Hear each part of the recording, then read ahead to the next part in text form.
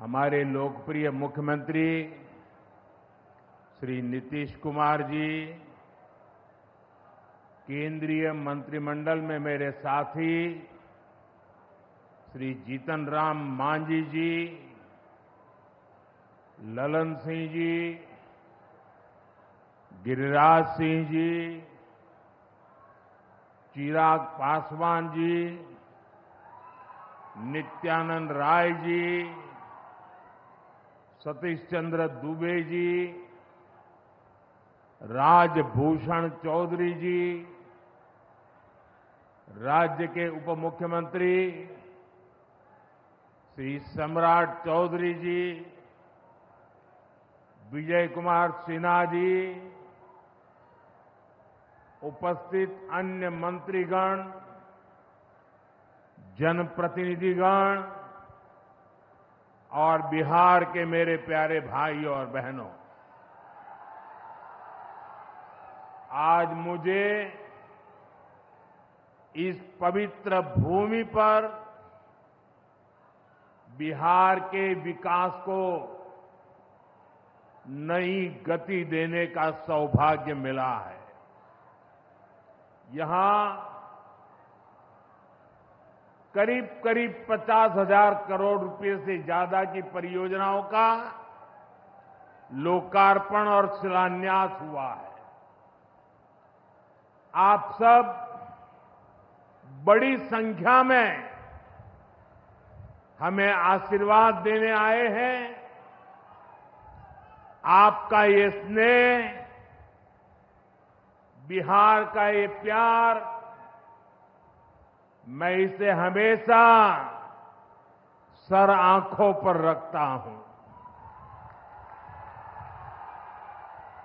और आज बिहार में इतनी बड़ी तादाद में माताओं बहनों का आना, ये अपने आप में बिहार के मेरे इतने कार्यक्रमों की ये सबसे बड़ी शानदार घटना है।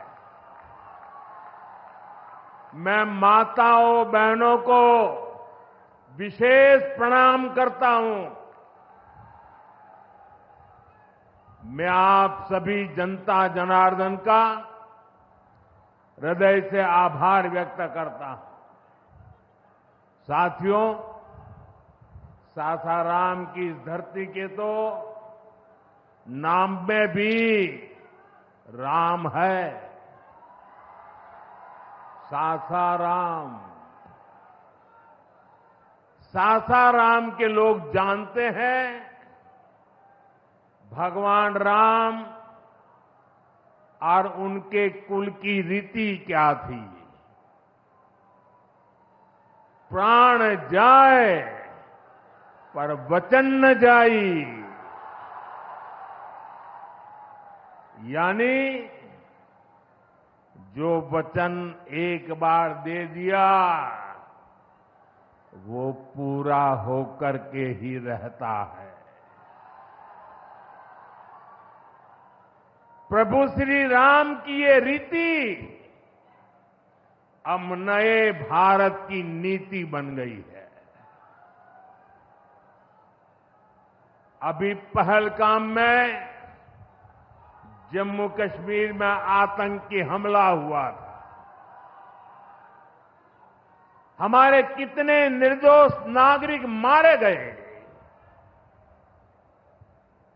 इस जघन्य आतंकी हमले के बाद, एक दिन के बाद मैं बिहार आया था और मैंने बिहार की धरती से देश को वादा किया था, वचन दिया था, बिहार की धरती पर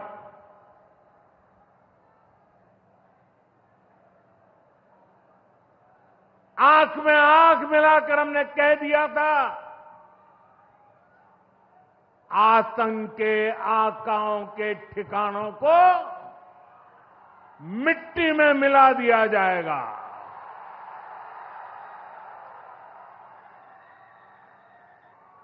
बिहार की धरती पर मैंने कहा था, उन्हें कल्पना से भी बड़ी सजा होगी।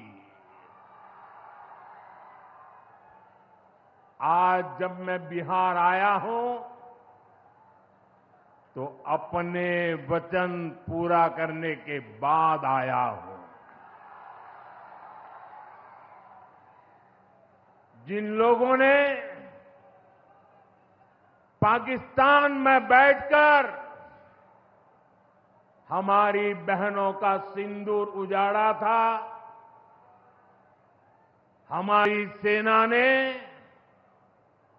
उनके ठिकानों को खंडहर में बदल दिया है। भारत की बेटियों के सिंदूर की शक्ति क्या होती है, ये पाकिस्तान ने भी देखा और दुनिया ने भी देखा।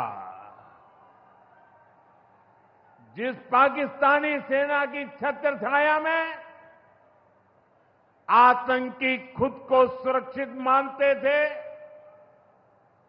हमारी सेनाओं ने एक ही झटके में उनको भी घुटनों पर ला दिया। पाकिस्तान के एयरबेस, उनके सैन्य ठिकाने हमने कुछ ही मिनट में तबाह कर दिए। ये नया भारत है, ये नए भारत की ताकत है। बिहार के मेरे प्यारे भाइयों बहनों, ये हमारा बिहार वीर कंवर सिंह जी की धरती है।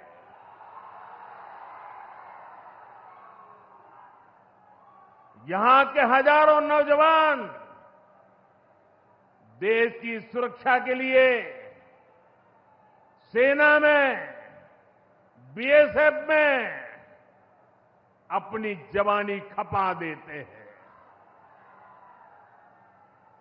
ऑपरेशन सिंदूर में दुनिया ने हमारी बीएसएफ का भी अभूतपूर्व पराक्रम और अदम्य साहस देखा है।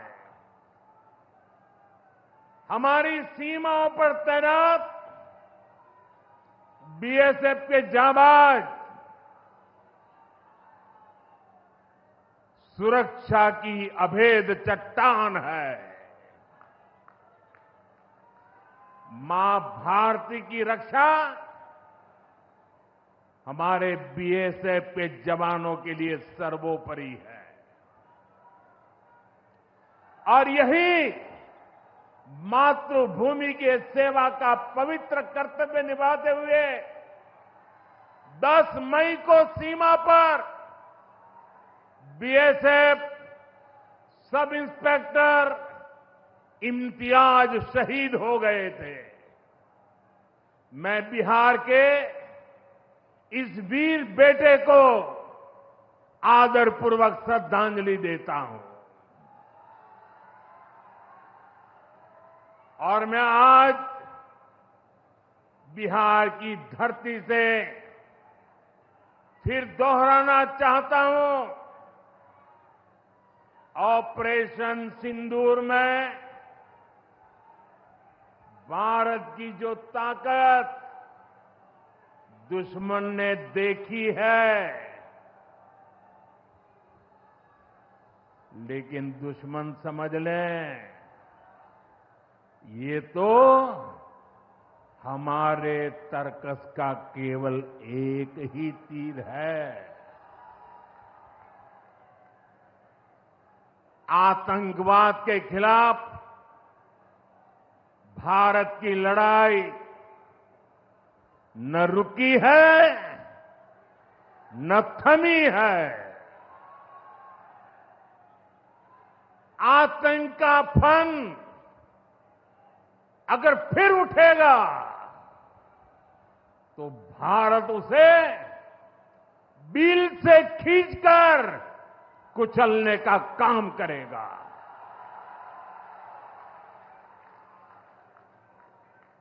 साथियों, हमारी लड़ाई देश के हर दुश्मन से है, फिर वो चाहे सीमा पार हो या देश के भीतर हो।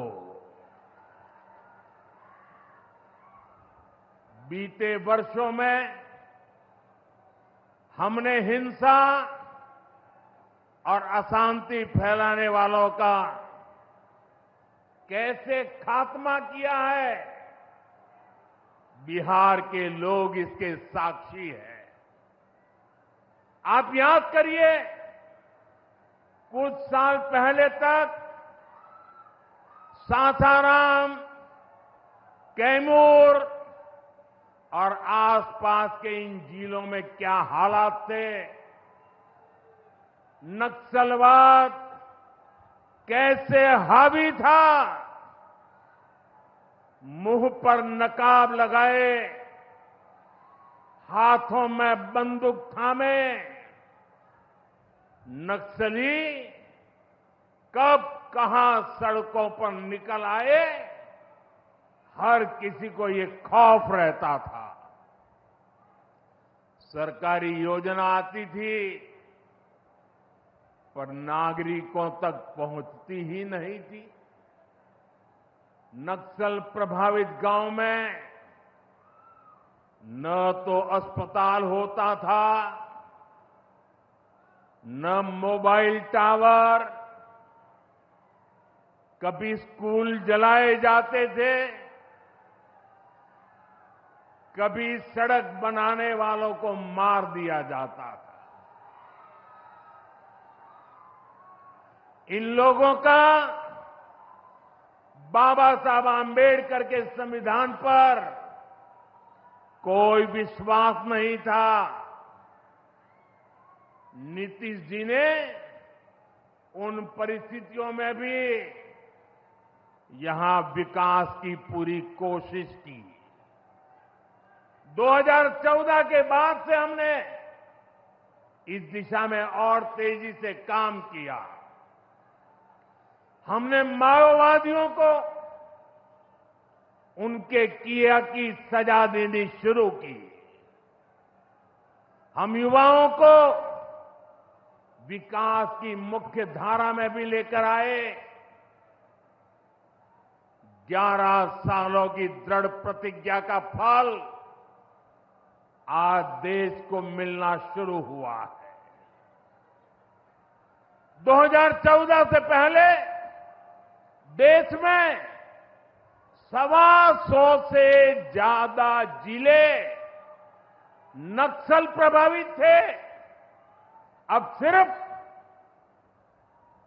125 से ज्यादा, अब सिर्फ 18 जिले नक्सल प्रभावित बचे हैं। अब सरकार सड़क भी दे रही है, रोजगार भी दे रही है।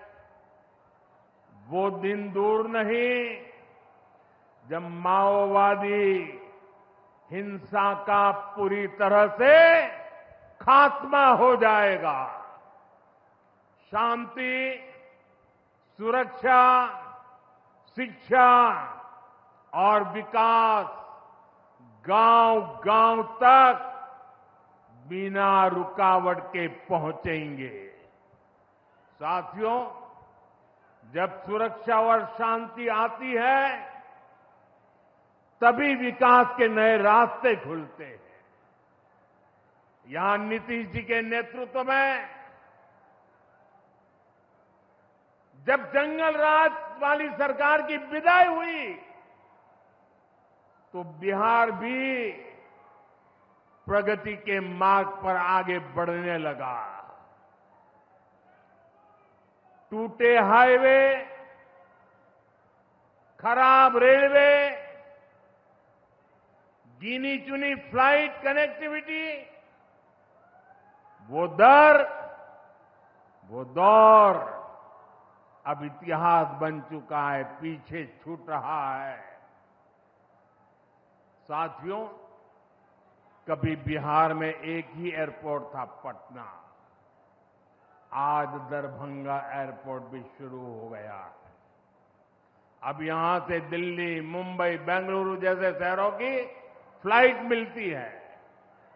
बिहार के लोगों की लंबे समय से मांग थी कि पटना एयरपोर्ट के टर्मिनल को आधुनिक बनाया जाए। अब ये मांग भी पूरी हो गई है। कल शाम मुझे पटना एयरपोर्ट की नई टर्मिनल बिल्डिंग का लोकार्पण करने का सौभाग्य मिला है। ये नया टर्मिनल अब 1 करोड़ यात्रियों को संभाल सकता है। बिहटा एयरपोर्ट पर भी 1400 करोड़ रुपए का निवेश हो रहा है। साथियों, बिहार में आज हर तरफ 4 लेन और 6 लेन सड़कों का जाल बिछ रहा है।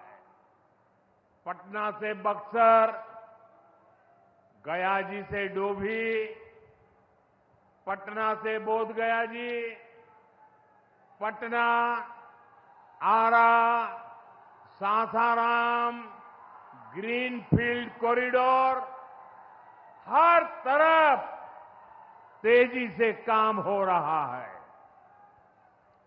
गंगा, सोन, गंडक, कोसी समेत सभी प्रमुख नदियों पर नए पुल बनाए जा रहे हैं। हजारों करोड़ की ऐसी परियोजनाएं बिहार में नए अवसरों और संभावनाओं का निर्माण कर रही है। इन प्रोजेक्ट से हजारों युवाओं को रोजगार मिलेगा। यहां टूरिज्म और व्यापार दोनों को फायदा होगा। साथियों, बिहार में रेलवे की हालत भी अब तेजी से बदल रही है। आज बिहार में वर्ल्ड क्लास वंदे भारत ट्रेनें चल रही हैं। रेलवे लाइनों को डबल और ट्रिपल किया जा रहा है। छपरा, मुजफ्फरपुर, कटिहार जैसे इलाकों में काम तेजी से चल रहा है। सोननगर और अंडाल के बीच मल्टी ट्रैकिंग का काम चल रहा है, जिससे ट्रेनों का आना जाना तेज होगा। सासाराम में भी अब 100 से ज्यादा ट्रेनें रुकती है। यानी हम पुरानी समस्याओं को भी दूर कर रहे हैं और रेलवे का आधुनिकीकरण भी कर रहे हैं। भाइयों बहनों, ये काम पहले भी हो सकते थे, लेकिन जिनके ऊपर बिहार को आधुनिक ट्रेनें देने की जिम्मेदारी थी, उन्होंने रेलवे में भर्ती के नाम पर आपकी जमीन लूटने का काम किया।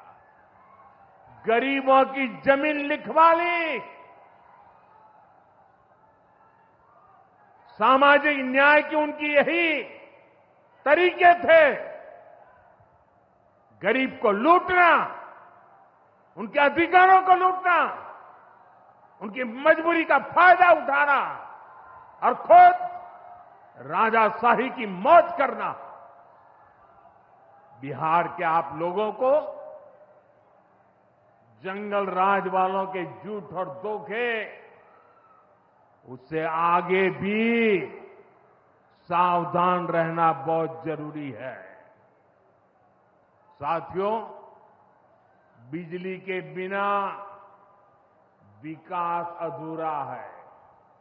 जब बिजली होती है तो औद्योगिक विकास होता है। जब बिजली होती है तो जीवन आसान होता है। और 21वीं सदी तो टेक्नोलॉजी से दौड़ने वाली सदी है। इसलिए डगर डगर पर बिजली की जरूरत रहने वाली है। बीते वर्षों में बिहार में बिजली उत्पादन पर बहुत जोर दिया गया है। आज बिहार में बिजली की खपत 10 साल पहले से 4 गुना हो गई है। नबीनगर में एनटीपीसी का बड़ा पावर प्रोजेक्ट बन रहा है। इस पर 30,000 करोड़ रुपया खर्च किए जाएंगे। इससे बिहार को 1500 मेगावाट बिजली मिलेगी। बक्सर और पीर पैंती में भी नए थर्मल पावर प्लांट शुरू हो जाएंगे। भाइयों बहनों, अब हमारा ध्यान भविष्य की ओर है। हमें बिहार को ग्रीन एनर्जी की ओर लेकर जाना है और इसलिए कजरा में सोलर पार्क का निर्माण भी हो रहा है। पीएम कुसुम योजना के तहत सौर ऊर्जा से किसानों को कमाई के विकल्प दिए जा रहे हैं। रिन्यूएबल एग्रीकल्चर फीडर से खेतों को बिजली मिल रही है। हमारे इन प्रयासों का असर है कि यहां के लोगों का जीवन बेहतर हुआ है। महिलाएं खुद को सुरक्षित महसूस कर रही है। साथियों, जब राज्य में आधुनिक इंफ्रास्ट्रक्चर आता है तो सबसे ज्यादा लाभ गांव, गरीब किसान और छोटे उद्योगों को होता है, क्योंकि वो देश विदेश के बड़े बाजारों से जुड़ पाते हैं। प्रदेश में नया निवेश आता है तो नए अवसर बनते हैं। आप देखिए, पिछले साल हुई बिहार बिजनेस समिट में बड़ी संख्या में कंपनियां यहां निवेश के लिए आगे आई। जब राज्य में उद्योग आता है तो लोगों को मजदूरी के लिए पलायन नहीं करना पड़ता। किसानों को भी नए विकल्प मिलते हैं। यातायात की सुविधाएं सुधरने से उनकी उपज भी दूर दूर तक जा पाती है। भाइयों बहनों, हमारी सरकार बिहार के किसानों की आय बढ़ाने के लिए लगातार काम कर रही है। यहां 75 लाख से ज्यादा किसानों को पीएम किसान सम्मान निधि के तहत आर्थिक सहायता मिल रही है। हमारी सरकार ने मखाना बोर्ड की घोषणा की है। हमने बिहार के मखाना को जीआई टैग दिया। इससे मखाना किसानों को बहुत लाभ हुआ है। इस साल के बजट में हमने बिहार में फूड प्रोसेसिंग के लिए नेशनल इंस्टीट्यूट का भी ऐलान किया है। अभी 2-3 महीने पहले ही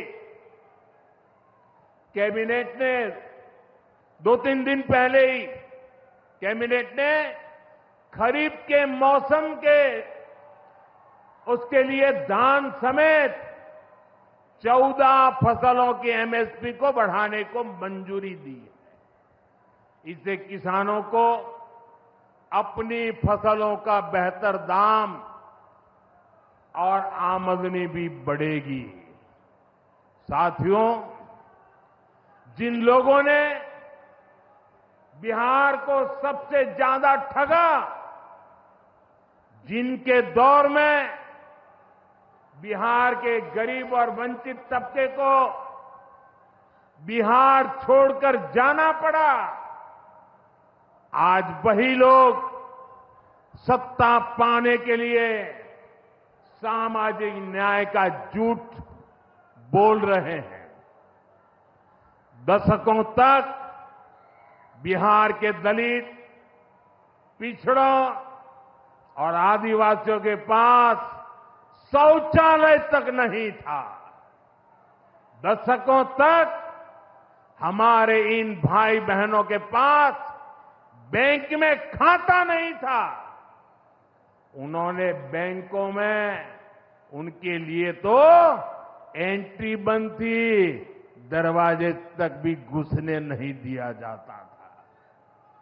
दलित और पिछड़ा वर्ग के ही सबसे ज्यादा लोग झुग्गी झोपड़ी में जीवन गुजारा करते थे। उनके पास पक्का घर तक नहीं था, वे बेघर थे। करोड़ों लोगों के सर पर छत तक नहीं थी।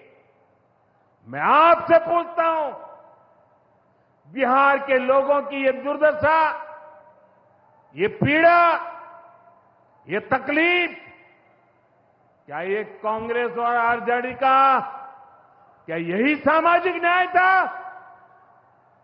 गरीबों को इस प्रकार से मजबूरी में जीने के लिए सारी नीतियां बनाने के आदी लोग। साथियों, इससे ज्यादा अन्याय कोई नहीं हो सकता है।